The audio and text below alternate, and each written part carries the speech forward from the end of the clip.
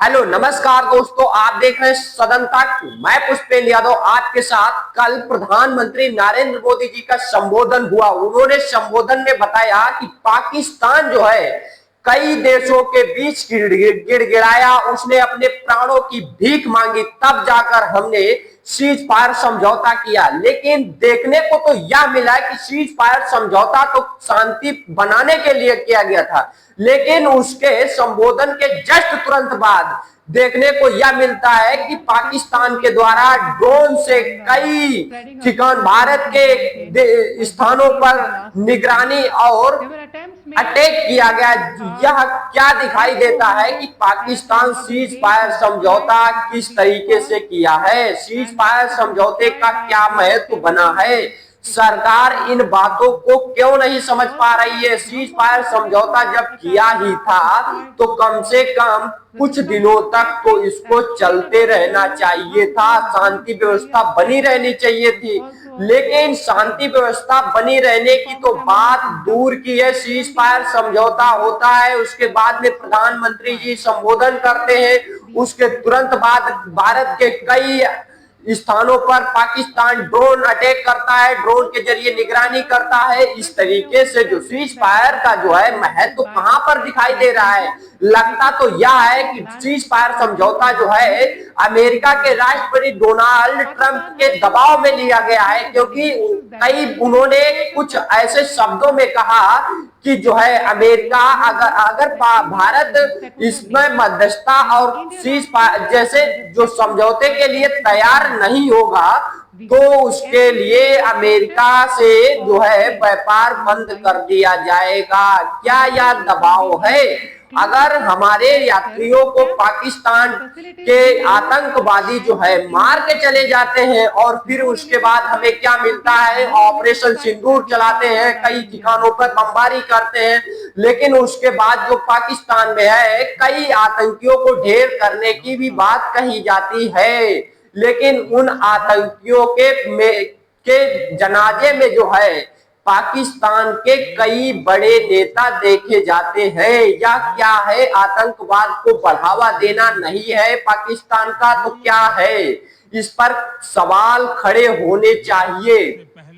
हमारी भारत सरकार को इसे पुनर्विचार करना चाहिए कि जो सीज फायर समझौता हुआ और उसका पाकिस्तान दुरुपयोग करता है। कल प्रधानमंत्री नरेंद्र मोदी जी के संबोधन के बाद जो है विपक्षी दलों में भी इसकी चर्चा जारी हो चुकी है। कई एक्सपर्ट भी इस पर चर्चा कर रहे हैं कि यह चर्चा का बड़ा विषय है, इस पर चर्चा अत्यंत जरूरी है, क्योंकि पाकिस्तान लगातार इसका जो है उल्लंघन कर रहा है कि कहीं ना कहीं इसमें कोई त्रुटि है। इस विषय को गंभीरता से लिया जाना चाहिए। पाकिस्तान इस तरीके की हरकतों से बाज आने वाला नहीं है।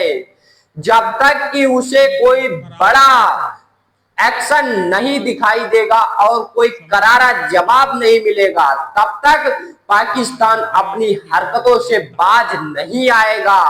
कई ऐसे जो है एक्सपर्ट हैं जिन्होंने यहां तक दावा कर दिया है कि यह दबावपूर्ण फैसला है, किसी निजी तरीके से फैसला लिया गया है, इसमें राष्ट्र हित का जो है लेश मात्र भी नहीं है। क्योंकि अगर सीज फायर समझौता होता है उसके तुरंत बाद उसका जो है उल्लंघन कैसे होता है। अगर किसी चीज पर हम संधि करते हैं तो उस संधि को हम स्वीकार क्यों नहीं करते हैं। अगर कोई गिड़गिड़ाता है तो उसको हम माफ करते हैं तो हम पे दोबारा अटैक क्यों करता है। या एक बार अपनी बातचीत में भी शामिल करके सामाजिक तौर से भी देखा जा सकता है कि इस तरीके से अगर मौखिक रूप से भी किसी को ऐसा किया जाए तो क्या इस तरीके से व्यवहार किया जाता है जैसे पाकिस्तान इंडिया के साथ कर रहा है। इंडिया जो है कई बार उसको माफ करता जा रहा है, लेकिन फिर भी पाकिस्तान अपनी आदतों से बाज नहीं आ रहा है। क्या है, इन सरकारों के बीच में कोई गड़बड़ी चल रही है क्या?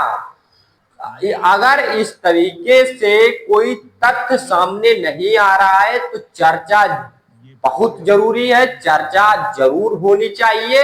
और आप लोग भी इसे कमेंट में अपनी जो है अपनी राय को जरूर रखिए, जिससे कि हमको भी इस चर्चा पर थोड़ी मदद मिल सके, जिससे यह पता चल सके क्या यह एक दबावपूर्ण फैसला है या एक भावनात्मक फैसला है।